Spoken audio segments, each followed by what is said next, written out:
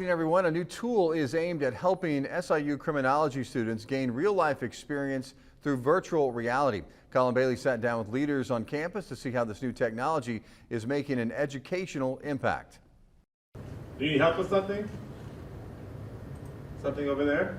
It really pushes us forward in the education we can deliver. SIU's Criminology Program is giving students greater insight into law enforcement challenges while also providing a research mechanism to study aspects of police work. What we can do is we can give them the opportunity to experience split-second decision-making. We can give them the opportunity to understand how difficult it is to make decisions on the fly.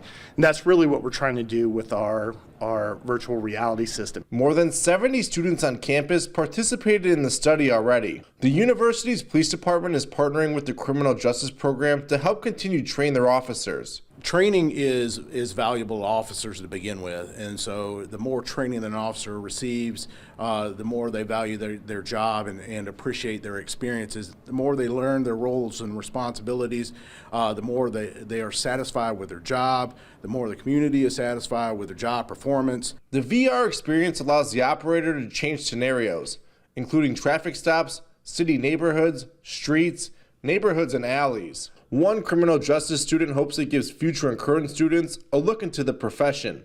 I hope they understand the difficulties of police work and how, decision making could be difficult, and also learning more about VR and how it could be a good learning tool for them to understand difficult jobs, not only in the police work, but in other fields as well. In Carbondale, Colin Bailey, Heartland News.